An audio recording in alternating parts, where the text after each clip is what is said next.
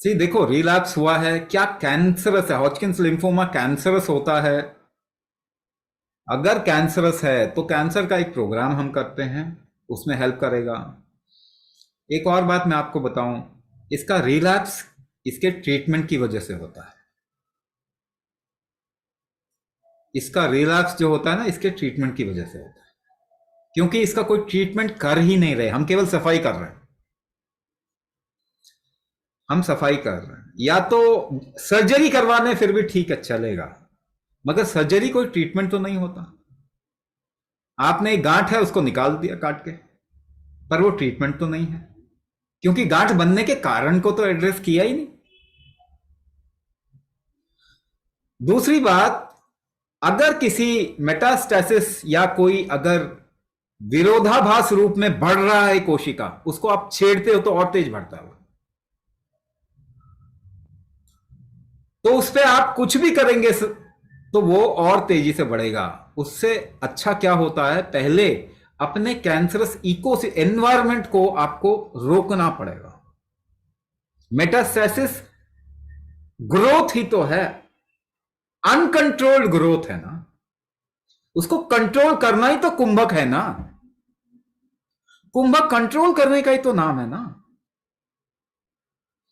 तो इससे बड़ा फायदा होगा अगर वो प्रोग्राम करवाएंगे। दूसरी बात ये, ज्यादातर लोग ना बहुत बाद में हमारे पास में आते हैं, क्योंकि नैरेटिव कुछ और है ना, मार्केटिंग किसी और की गई है, तो आप तो वही करेंगे पहले। आखिर में आते हैं जब डिजीज का मोमेंटम बिल्कुल ही बिगड़ चुका होता है। उसके बाद भी हम आपको कितने एग्जाम्पल दिखाएंगे जहां उनकी लाइफ बहुत अच्छी हो जाती है।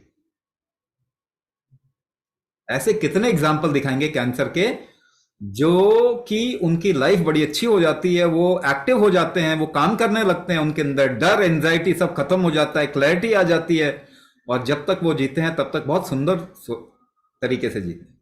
तो किसी भी स्टेज में हमें अपने शरीर में ये चीजें स्टैब्लिश करना जरूरी है। कैंसर का कोई ट्रीटमेंट नहीं होता, आप ये बात मान के चलिए, क्योंकि जो ट्रीटमेंट हो रहा है वो ट्रीटमेंट नहीं है, वो सफाई है।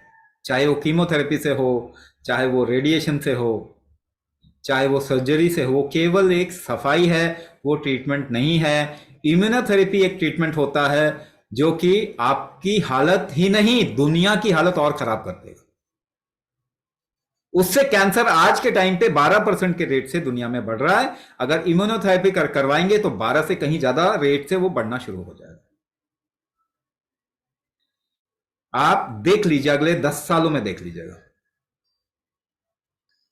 तो आप ये पहली बात आप हटा दें कि मेडिकल फील्ड में बड़ी तरक्की हो गई, तरक्की के नाम पे हम बहुत पीछे चले गए हैं, और हमने अपनी हेल्थ की बागडोर सबसे मूर्ख प्रजाति को दे दिया, इस दुनिया की फिरंगियों को दे दिया, जो सबसे मूर्ख प्रजाति है मानवता की हिस्ट्री में।